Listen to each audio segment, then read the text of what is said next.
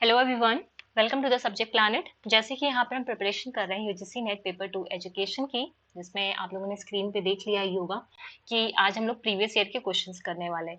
ये previous year के questions आपके कहाँ से कहाँ तक रहने वाले हैं? 2018 से लेके 2023 तक रहने वाले हैं, जिसको हम लोग पार्ट पार्ट में करेंगे। कुछ क्वेश्चंस आज डिस्कस करेंगे एंड कुछ क्वेश्चन नेक्स्ट पार्ट में डिस्कस करेंगे, ऐसे करेंगे, राइट। तो हम यूनिट 1 के एजुकेशन स्टडीज के यहाँ पे क्वेश्चन देखते हैं। सबसे पहला क्वेश्चन क्या है? Which of the following was not the aim of craft based education? इनमें से कौन सा क्राफ्ट बेस्ड एजुकेशन का एम नहीं था? अब ये क्राफ्ट बेस्ड एजुकेशन दी किसने थी? महात्मा गांधी ने दी थी। Option 1 says meeting the expenses of the teacher salary, teachers की सैलरीज के साथ, उनके खर्चों के साथ मीट करना। दूसरी चीज क्या बोल रही? Creation of specialised class of craftsman, ठीक है। फिर बोल रहा है डिग्निटी ऑफ द लेबर, फिर क्या बोल रहा है? Dignity of the labour. फिर क्या बोल रहा है? Minimisation of the drift of rural youth to the cities in search of job, ठीक है। रोजगार की तलाश में जो ग्रामीण युवाओं का शहरों की ओर पलायन कम करना, ठीक है। तो इसमें से कौन सा चीज? स्पेशलाइज्ड क्लास, क्लास के बारे में इन्होंने कोई बात नहीं बोली थी, ठीक है। क्लास के बारे में इन्होंने कोई बात नहीं बोली थी, तो इसका आंसर क्या हो जाएगा? आपका ऑप्शन नंबर 2 हो जाएगा। यहाँ पे ध्यान देना, नॉट की बात की गई है, इसीलिए स्पेशलाइज्ड क्लास को हमने यहाँ पे हटाया। डिग्निटी ऑफ लेबर की अभी भी बात की है। मिनिमाइज करना, जो रूरल के गांव ग्रामीण क्षेत्र के जो युवा हैं, जो सिटीज की तरफ जा रहे हैं रोजगार के लिए, उसको मिनिमाइज करना। Meeting the expenses of the teacher salary, ये चीज भी उन्होंने बोली है, ठीक है। Next question, according to the Samkhya philosophy the mind और इंटेलेक्ट, जो माइंड और इंटेलेक्ट है सांख्य के अकॉर्डिंग, ये दोनों क्या है? ये दोनों अनकॉन्शियस मटेरियल एंटिटी है, या फिर सबकॉन्शियस मटेरियल एंटिटी है, या फिर कॉन्शियस और इंटेलेक्ट है, चैतन्य, ठीक है, या फिर कॉन्शियस और मटेरियल एंटिटी है। तो क्या हो जाएगा इसका आंसर? इसका आंसर हो जाएगा ये दोनों ही क्या है? माइंड और इंटेलेक्ट, ठीक है। जब सांख्य फिलोसफी आप लोग देखोगे तो वहां पे देखोगे, मैंने इसके बारे में डिस्कस किया है। ये क्या हो जाएगा आपका? अनकॉन्शियस मटेरियल एंटिटी, ठीक है। सांख्य अकॉर्डिंग, अकॉर्डिंग माइंड और इंटेलेक्ट, जो माइंड है और जो इंटेलेक्ट है वो क्या है? वो अचेतन है, और अचेतन मतलब अनकॉन्शियस मटेरियल एंटिटी है, ठीक है।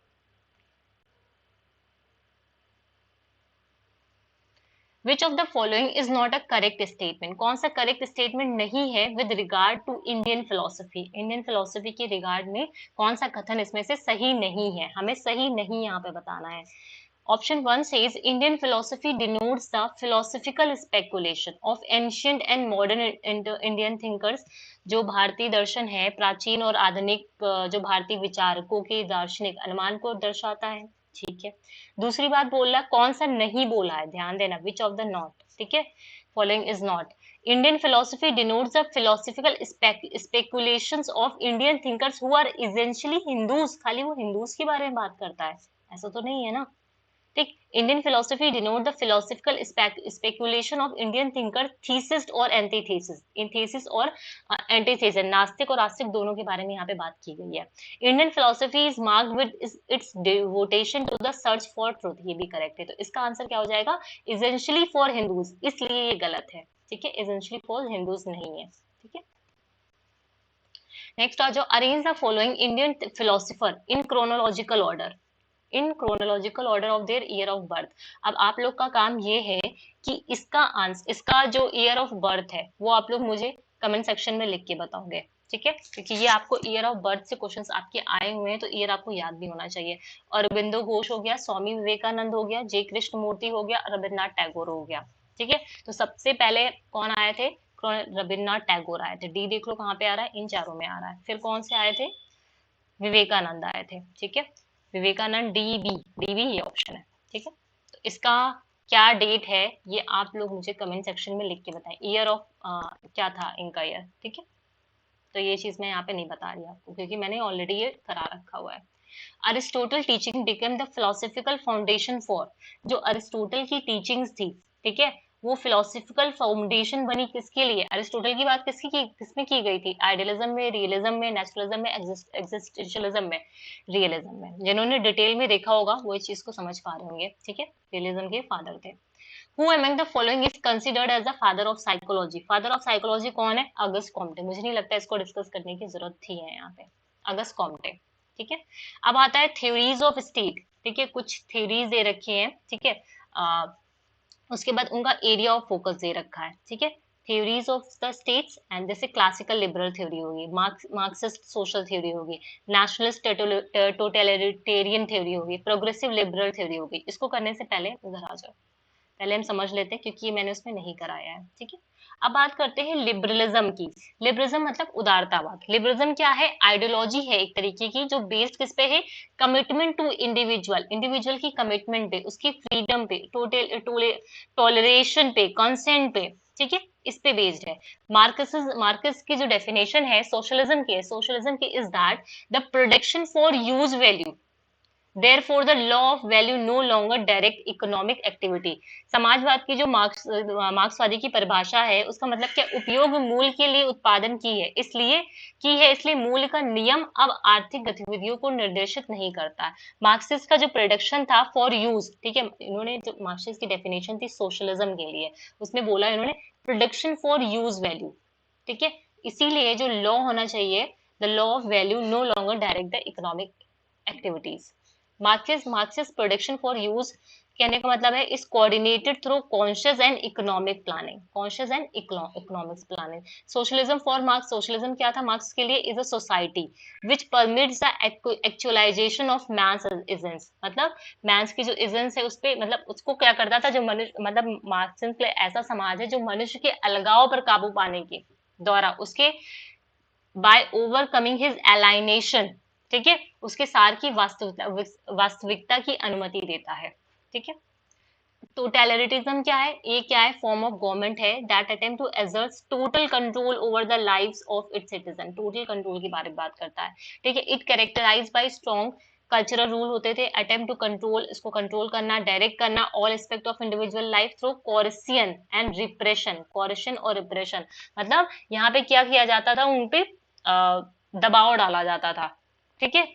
And it does not permit individual, यहाँ पे इंडिविजुअल फ्रीडम की बात नहीं की जाती थी। लिबरलिज्म में इंडिविजुअल फ्रीडम की बात की जाती थी। प्रोग्रेसिव लिबरल थ्योरी, प्रगतिशील उदारवादी सिद्धांत, propagate that state is a promoter, state क्या है? प्रमोटर है सोशल वेलफेयर का, एंड प्रोटेक्टर है इंडिविजुअल राइट का, ठीक है। अब इधर आ जाओ, क्लासिकल लिबरल थ्योरी, ठीक है। क्लासिकल लिबरल थ्योरी जो इंडिविजुअल की फ्रीडम के बारे में बात करता था, किसके बारे में बात करता था?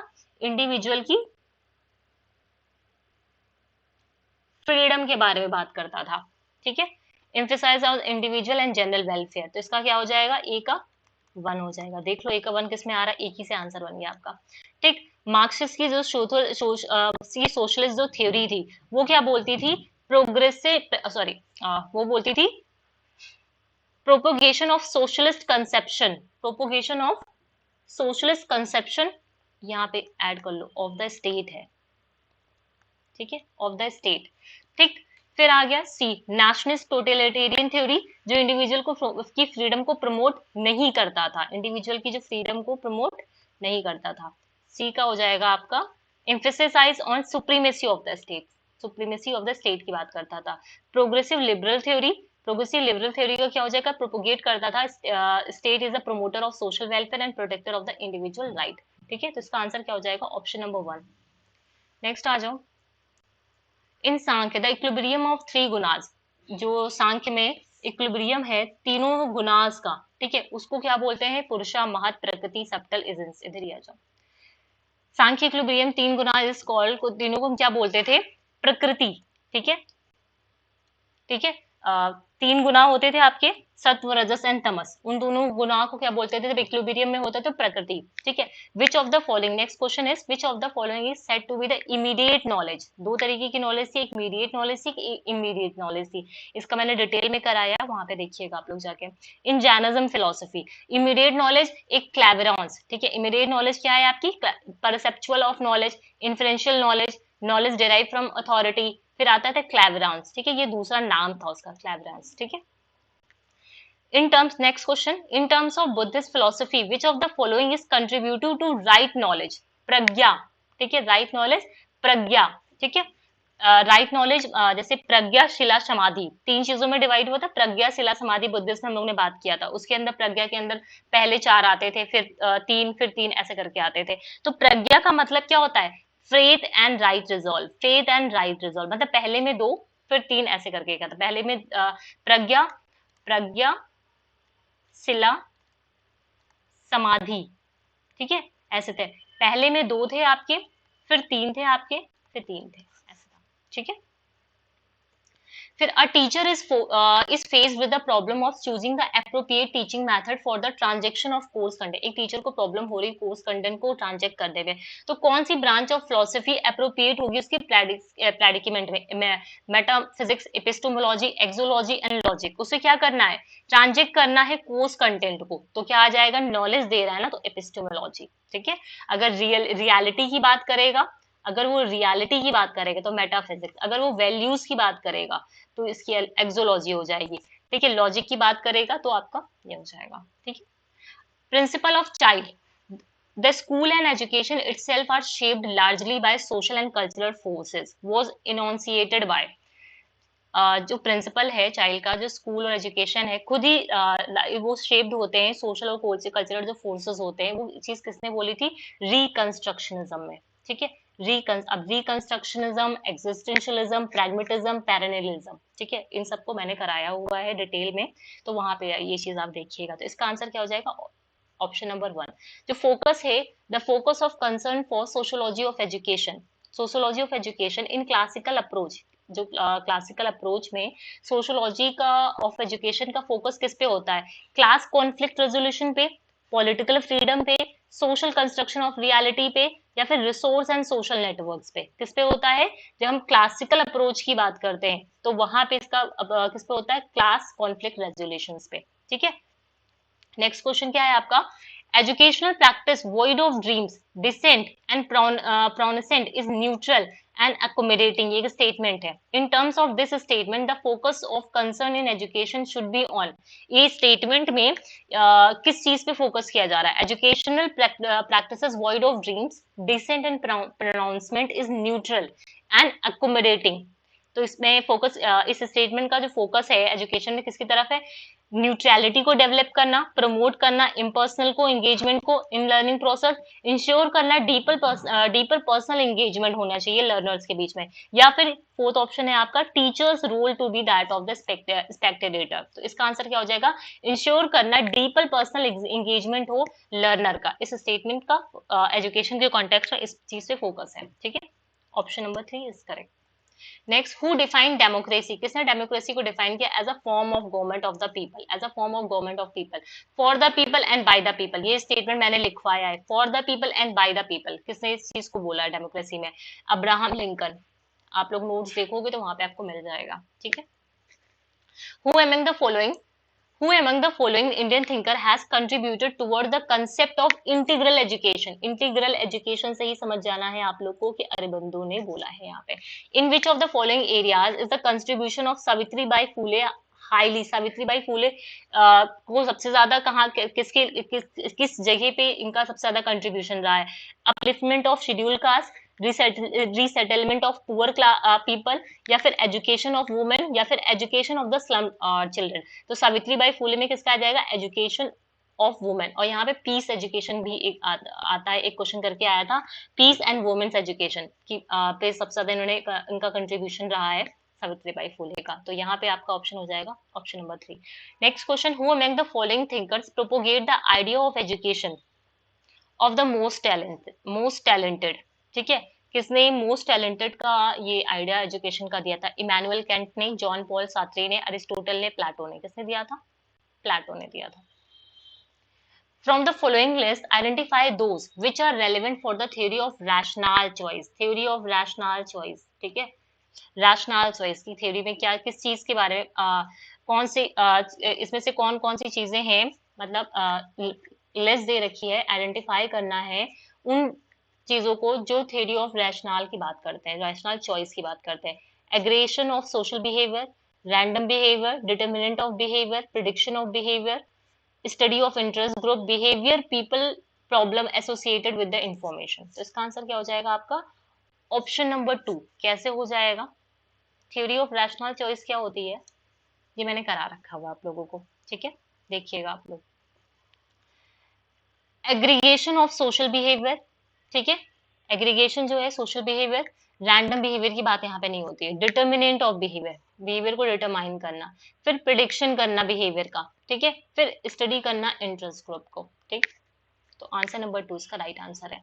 Realist epistemology will plead the case of which type of knowledge. देखो कई सारी यहाँ पे नॉलेज दे रखी है, priori knowledge, positivity knowledge, authority based knowledge, knowledge inspirational knowledge, है ना। तो रियलिस्टिक जो एपिस्टेमोलॉजी है, एक मिनट को कहाँ पे थे हम लोग, ये हो गया। हाँ, जो रियलिस्टिक एपिस्टेमोलॉजी है वो किस टाइप ऑफ नॉलेज प्लीड करता है, तो इसमें आ जाएगा, पहले समझ लो कि ये किस किस चीज के बारे में है। Priori knowledge, realistic epistemology will plead the case of posteriori knowledge, posteriori knowledge, ठीक है, इसको प्लीड करता है, ठीक। The term of priori, priori का मतलब क्या है, एंड पोस्टररी, ठीक है, ये जो टर्म है प्रायरी और पोस्टररी are used primarily to denote the foundation upon which proposition is known। मतलब ये किस पे क्या डिनोट करता है, कौन सा प्रपोजिशन है।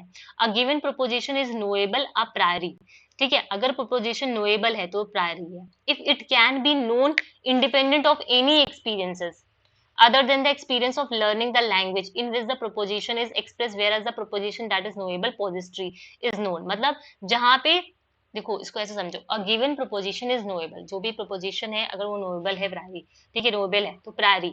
If it can be known independent of any experiences, मतलब किसी भी एक्सपीरियंस से अलग, ठीक है, इंडिपेंडेंट है, other than the experience of learning the language in which the proposition is express, जिसमें वो एक्सप्रेस किया गया, ठीक है, तो ये क्या है आपका प्रायरी है, ठीक है। उसी जगह जो प्रपोजिशन है दैट इज नोएबल, ठीक है, वो जो नोएबल है, ठीक है, a possessory is known on the basis of experience। ये किस पे बेसिस है, एक्सपीरियंस पे बेसिस है, ये इंडिपेंडेंट है किसी भी एक्सपीरियंस से, ठीक है, ये किस पे बेस है, एक्सपीरियंस पे बेस है। For example the proposition that all bachelors are unmarried is a priori, जितने भी बैचलर्स हैं ये क्या है, प्रायरी, मतलब ये नोएबल है, मतलब पहले से पता है ना, जितने भी बैचलर्स होते हैं वो नोएबल क्या है, अनमैरिड है। And the proposition that it is raining outside now, ठीक है, रेनिंग, बाहर बारिश हो रही है अभी, तो ये क्या है आपका पोस्टररी है। द डिस्टिंक्शन, जो डिफरेंस है दोनों टर्म में, epistemological and immediately relate to the justification for a why a given item knowledge is held, ठीक है। सिंपल सी बात ये ऐसे समझो, पॉजिटरी जो होता है, सॉरी प्रायरी जो होता है, वहां पे जो नॉलेज होती है, जो होती है वो इंडिपेंडेंट होती है, किसी भी एक्सपीरियंस से नहीं होती है। आपको क्या इसके लिए एक्सपीरियंस की जरूरत है कि जो बैचलर्स होते हैं वो अनमैरिड होते हैं, नहीं, ठीक है। लेकिन बाहर बारिश हो रही है तो इसके लिए क्या है, ये आपके एक्सपीरियंस से, ठीक है, यहाँ पे ये किस पे बेसिस होता है, आपके एक्सपीरियंस पे बेसिस होता है, ठीक है। Next question says which of the following statement express the relationship between education and philosophy। ये भी मैंने करा रखा आप लोगों को, एजुकेशन एंड फिलोसफी के को कौन बता रहा है यहाँ पे। Choose the correct answer from the code given below. The objective and goal of education have to be decided by our stand on the nature of man, ठीक है। Learning implies a process of acquiring and internalising, जो learning होती है वो कैसी होती है, acquire करना, इंटरलाइज करने से होती है, ठीक है। फिर है, हमें किसके बीच में रिलेशनशिप देखना है, एजुकेशन और फिलोसफी के बीच में देखना है। सोशल चेंज इज इंटरलिया कंटिजेंट और एजुकेशन एंड टेक्नोलॉजी, ठीक है, ये ऐसी कोई बात है नहीं वैसे इसमें, ठीक है। The school should encourage cooperation rather than competition, ये चीजें बोली गई है, ठीक है। तो कौन सा है आपका first, the objective of goal education have to be decided by our stand and on the nature of man। First और फिफ्थ देख लो कहाँ पे आ रहा है, फर्स्ट और फिफ्थ यहाँ पे आ रहा है, और थर्ड वाला भी हो जाएगा आपका, ठीक है। Which one of the following existentialist is related to the thesis, ठीक है, थीसिस के साथ, that man is potentially always in conflict with his neighbour and all social relationships are doom to be frustration, ठीक है। ये चीज किसने बोली थी आपके, ये बोली थी आपके जीन पॉल सात्रे ने, ठीक है, किसने बोली थी, जीन पॉल सात्रे ने, जो रिलेटेड किससे है, थेसिस से है, ठीक है, किससे रिलेटेड है, थेसिस से है, ठीक। जिन्होंने बोला था मैन क्या है, पोटेंशियली ऑलवेज, हमेशा कॉन्फ्लिक्ट नहीं रहता अपने नेबर्स के साथ, अपने सोशल रिलेशनशिप्स के साथ फ्रस्ट्रेशन रहता है।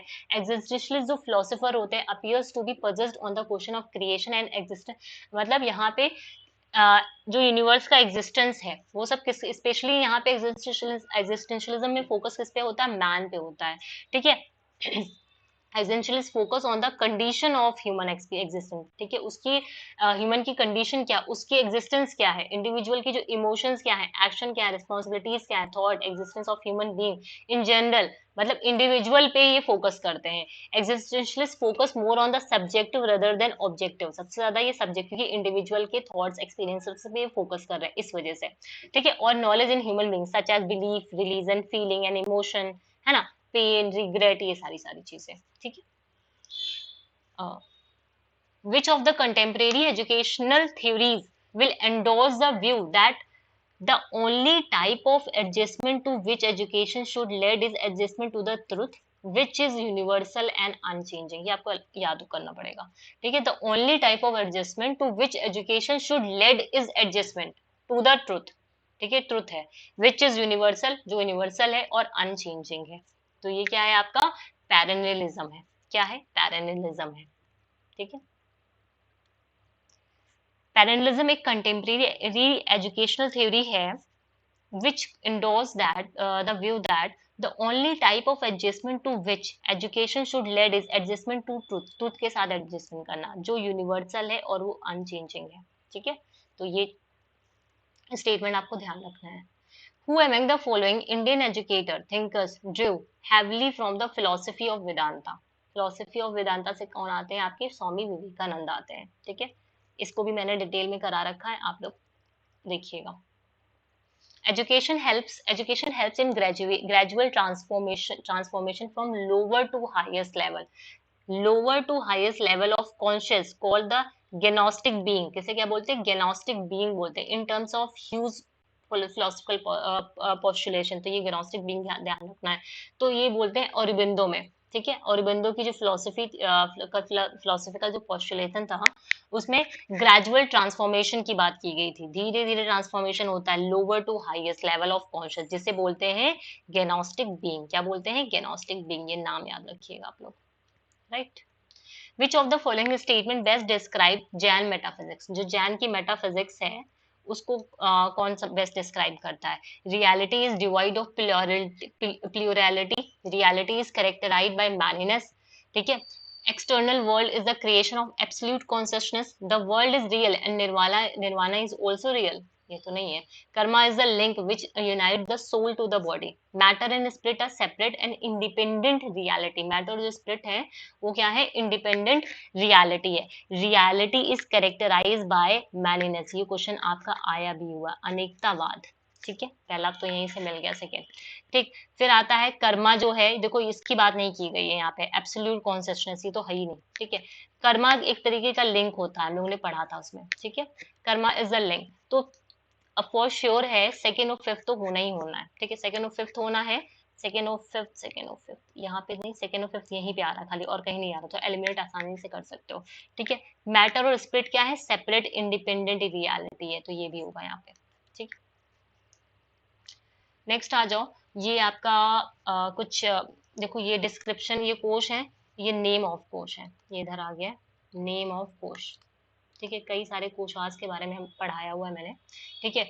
आनंदमय कोश, मनोमाया कोश, प्राणमय कोश, आनंदमय कोश, विज्ञानमय कोश, इंडिविजुअल सेल्फ, ठीक है। कई सारे कोशास देखे हैं हम लोगों ने, ठीक है। It is made up of food we eat, ये किससे बना है, फूड वी ईट, ठीक है। फिर आता है it comprises the reflexes and the organs, the nervous system of receptor and effectors, ठीक है।